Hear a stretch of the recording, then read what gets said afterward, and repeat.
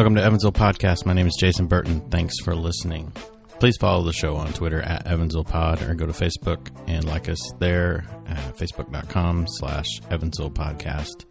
Today's episode, I'm speaking with Illya Williams.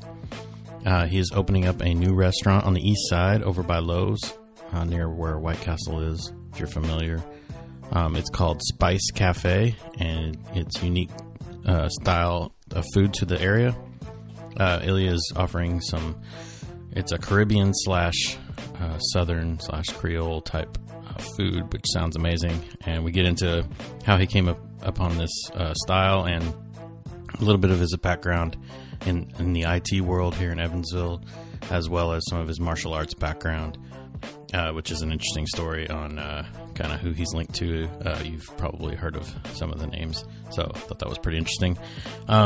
Yeah, so check it out. Make sure there's a soft launch coming up, so go and support Illya here. And Illya and I go back a little bit here. We've worked together in the past, so it was fun to have him sit down and chat with me for a little bit. So without any more ado, let's get into it. Here's Illya Williams. Illya Williams, finally, you make it on the podcast. Definitely. Yeah, so you are just the reason you're here, not because you would be here anyways, probably if I'd have asked you sooner, but you're starting a new endeavor. This is a restaurant that you're starting up here pretty soon, right? Yes. So yes. when you're targeting kind of a soft launch phase? Yeah, exactly. So we're targeting a soft launch of a new restaurant here in Evansville called Spice Cafe. And we're targeting the soft launch to be on the 20th of this month, June 20th. So that's about a week or so away, and we have a lot to do, but really looking forward to getting open and getting running and getting a new type of cuisine out there to the Evansville people. Yeah, I was looking. You sent me the menu, and that's a mean move of you to send me a menu without food, because it looks awesome. So you were talking about it like it's a different kind of menu. So it's exactly. I mean, it sounds familiar yet different. Exactly. A lot of like Jamaican jerk style recipes, but then it's a Southern twist on it. Exactly. So let me tell you kind of Sure. how this restaurant evolved and give you a little background, and then I can it may kind of actually launch us or move us to kind of how I developed this menu. Okay. Something that I've always wanted to do was start a restaurant.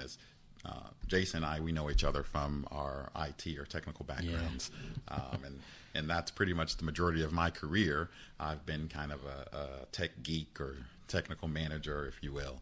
So my dream or goal was always to, when I retire, start a restaurant, and I ended up doing it maybe a little sooner than I initially wanted to, but really excited about doing it now. So if you look at my cultural background, both of my parents come from the Caribbean, and but I grew up kind of all over the world, but spent a lot of time down south. So part of my family is from down south and in the New Orleans area. My dad's family hails from Jamaica. My mother's family hails from Puerto Rico. So I kind of had all these three different cultures, kind of mixing throughout my life. And I've always had, a lot of fun with the different foods and the cuisines of those different types. So, and throughout my years, I've actually, being kind of a student of the culinary arts, if you will. Right. I've always experimented and cooked and enjoyed cooking and learning from my relatives who were excellent chefs, and it taught me how to cook these different cuisines.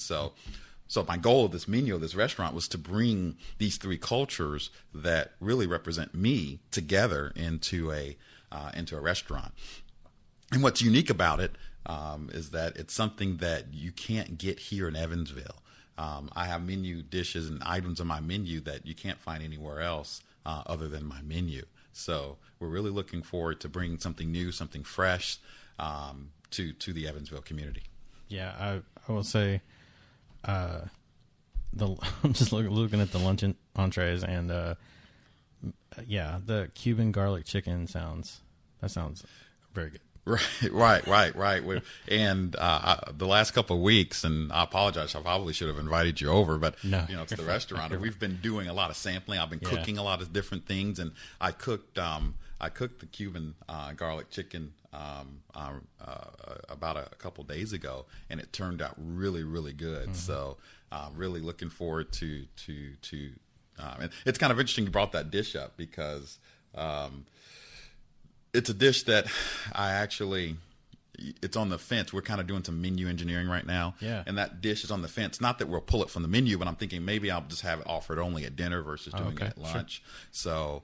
So yeah, but it's a great dish. It has, a lot of Cuban flavor. So when you bite into that piece of chicken, you're experiencing some of the citrus, the garlic, a lot of the flavors that really make, that unique to the Caribbean and to Cuba. So.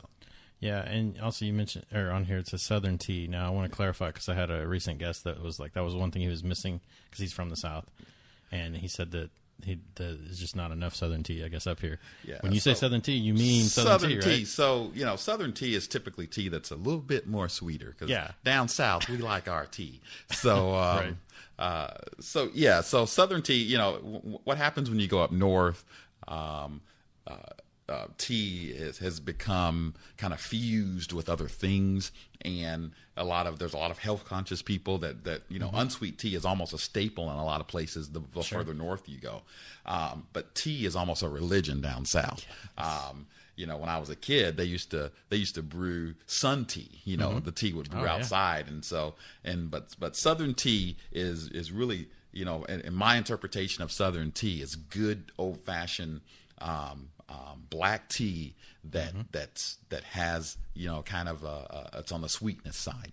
We'll have an unsweet version too, but that's kind of my interpretation. It's not raspberry tea or some of these different things that people are mixing with teas. It's just straight black tea on the sweet side. Okay.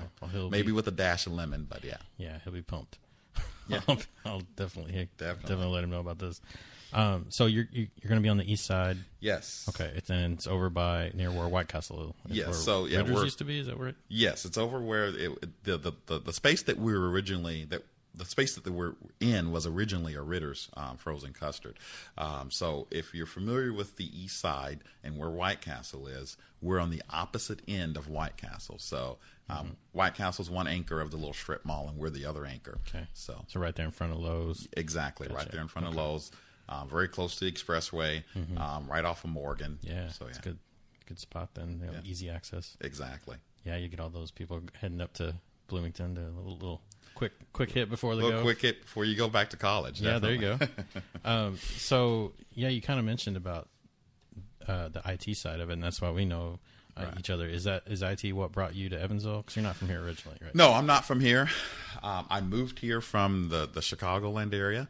I've literally have lived all around the world actually, but that's actually what brought me here to Evansville back in 2001. I actually came down as the consultant, as an information architect for Atlas World Group, and I ended up getting offered a job as their chief IT architect. Worked there for 5 or 6 years. Went on my own. I had a consulting practice for about 5 years. Worked at Mead Johnson for about 3 or 4 years, and now I'm back, kind of following my passion as a chef. So cool. And so this passion of food. You said that's been like your whole life. You've grown up around exactly this kind of stuff. Exactly. So it's interesting. I initially. I have all sisters, so whenever I was growing up, I was pretty much catered to. Whenever I wanted anything, one of my sisters would make it for me. But as they all started to leave, I was wondering, and my mother, who interesting enough, doesn't cook very much.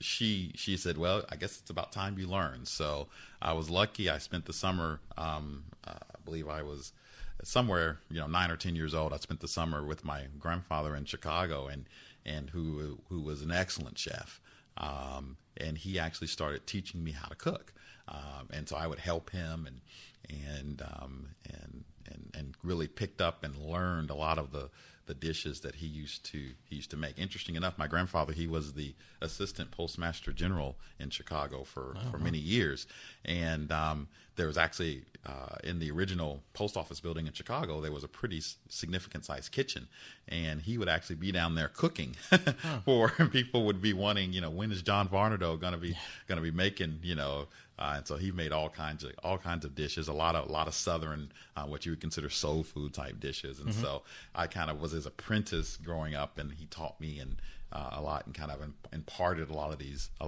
restaurant recipes, and a lot of them aren't recipes; they're just understanding.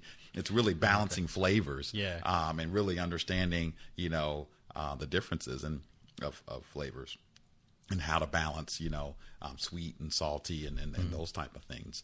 One of the things I found out, kind of going back to our IT discussion, is, I'm quickly realizing that that cooking and being a chef is really a lot more technical than what people would actually think. If you really think about cooking, is actually chemistry, and there's a lot of math involved. And then not to mention running a restaurant, and you're getting into menu engineering and getting into profit analysis and trying to, that's all, and I'm kind of fortunate that I have an IT background, because I think I've made about 15 spreadsheets by now, sure, and trying to figure out what's the great balance, trying to offer a great product at an affordable price. And it's a challenge, and there's a lot of fluctuating things, and you're dealing with fluctuating prices, and trying to kind of roll that into something that I can present on a consistent basis. Yeah, I know that restaurant, just in general, running a restaurant is usually very challenging. Yes, it is. Getting one started in Evansville has other people have seemed to have had difficulties, let's say, red tape and such. Was there like what's your biggest challenge, I guess, as far as getting this going? So there's, what I've learned is you go in with a plan and you think you can execute this plan, but it's always the things that you did not count on, or that you did not realize that were going to happen, that come up and really tend to bite you.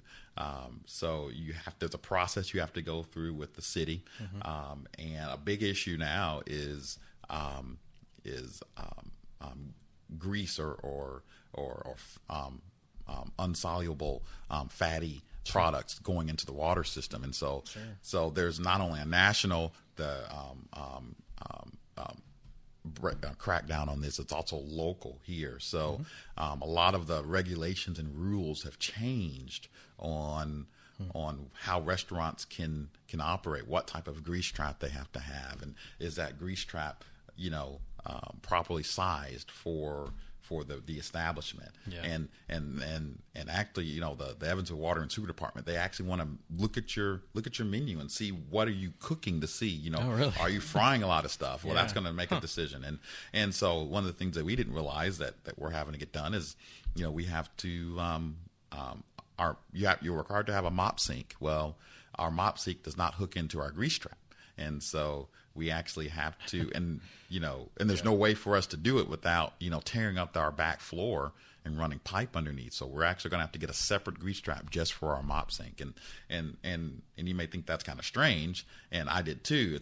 But I guess the argument was that, well, what if you have a grease spill on the floor and you mop it up, and then all that just goes in the mop sink, and that goes into the water system. So so that's been by far the biggest challenge, and then it's been it's just working through everything, trying to get everything done, and there's just so many variables that you have to deal with that sometimes it can be overwhelming. Right, the grease traps are not the glamorous side of of the restaurant business. Things that you don't think about, right? Right, exactly. There's so many things you just don't think about. Now, this has nothing to do with your restaurant necessarily, but just from knowing you, you also, I don't know if you still do, but you used to teach martial arts. Yes. So I was curious. Are you still looking to do that some more? Or? Yeah, that's a great segue. So that's a kind of another passion of mine is martial arts. I've been involved in the martial arts for the better part of 30 years.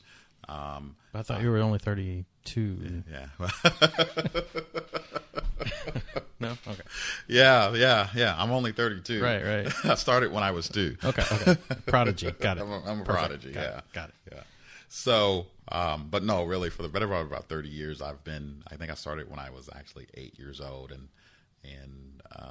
actually, it's probably close to 35 years. Well, let's not get into the age let's talk, not get into the math.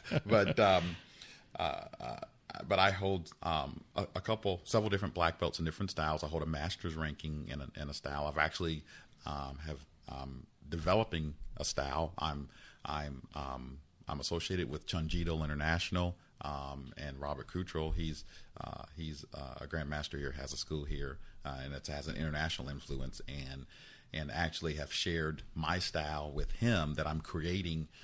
So really looking forward to actually patenting that and getting that moving. So I used to have a school. I actually, interesting enough, for those of you that are familiar with Zuki downtown, I actually taught martial arts in the basement of where Zuki is now. So because that used to be a health club or something, right? It used to be called Club Fitness Zone. Right, okay, yeah. And I actually, the basement was actually my dojo.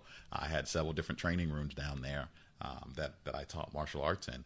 So I no longer have a school. It's something I may end up starting again here at some point. Now I do a lot of seminars. Okay. So I'll travel around, the tri-state area, giving different seminars. I just did one here actually in Evansville about a month or so ago. So okay, yeah. And correct me if I'm wrong, but doesn't your training? I mean, isn't there a link somewhere with Bruce Lee?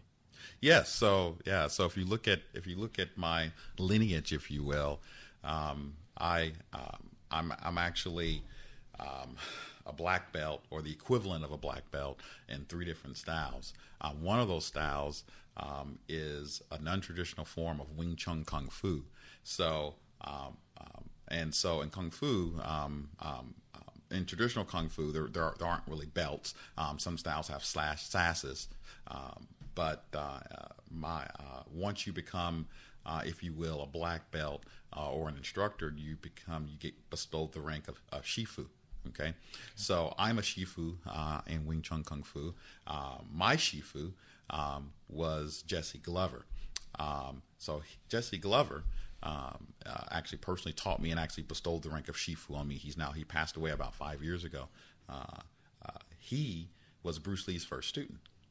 Okay, and if you've watched the movie Dragon, there's an actor in there that's actually supposed to be Jesse Glover. Okay, and then if you want to go even further, Bruce Lee was then trained by Ip Man. Okay, so if you think about kind of your lineage, my grandmaster is Bruce Lee, and then my great grandmaster is Ip Man. Yeah, and if you haven't seen those movies, the Ip Man movies, yes, do that because they are amazing. Yes, they are. And Donnie Yoon, he nails it. Yeah, he does a great job. Yeah. So, but yeah, cool. Well, I know that had nothing to do with it necessarily has to do with it, but that's super interesting. That's great. So to make sure, we're looking at soft launch the week of the 20th ish. Yes. Do you have a grand opening in mind, or are you going to wait and see how? Yeah. So I'd like to plan a grand opening. Right. I'll be tapping on my Jason, my friends, to kind of help me with planning and communication and marketing, and what can we do? Can we get some bands out there? I mean, there's a huge field right next to us. I can get some permit the way we could use that. Set up some tents. I don't know what we want to do. Sure. I just know that it'd be great to do something kind of a grand opening, possibly kind of in the mid-August time frame. Okay. We'll be open, almost a couple months, and I'm using mid-August because everybody's going on vacation in July. Sure. That's like the biggest. In August, people are coming back and they're getting ready to go to school. The kids are coming back, so parents are kind of a little bit more back in the swing of things. Sure. So let's maybe plan something there, and it's still nice. The weather's still nice outside, and we can do maybe get some type of local band that's, and if anybody's listening to this, and you're a local kind of Caribbean kind of, reggae type of band and interested in that, look me up. I may have an idea for you. I'll talk to you later. Yeah. I may have an idea. So yeah, we can definitely do that and kind of make it a little grand, if you will. So. Yeah, well, that sounds awesome. Yeah, we'll help out however we can. I assume there'll be you'll have all the social medias at that point and all that stuff. Whenever that happens, we'll make sure we link to whatever is available. So we're actually today, we're setting up the Facebook page. It's called Spice Cafe, Spice Cafe in Evansville. So we'll have a page out there. Everybody, Great. Definitely like our page. We'll have menus. We'll have up and coming information on there. Mm-hmm. There'll be marketing deals and coupons and all that type of stuff out there. So definitely we'll be running quite a bit of specials out on Facebook and on Twitter. So look for us. And any chance I can get a dish named after me? Definitely.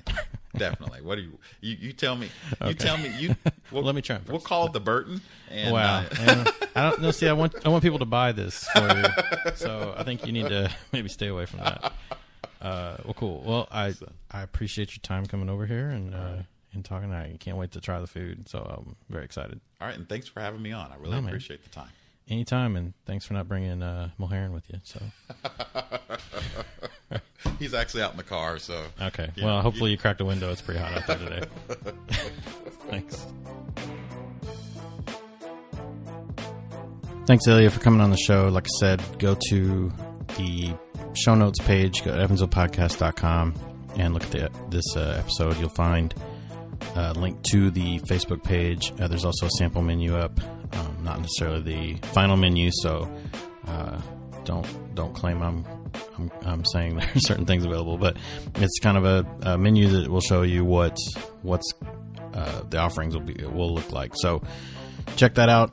Go support Illya, and as always, good job, everybody.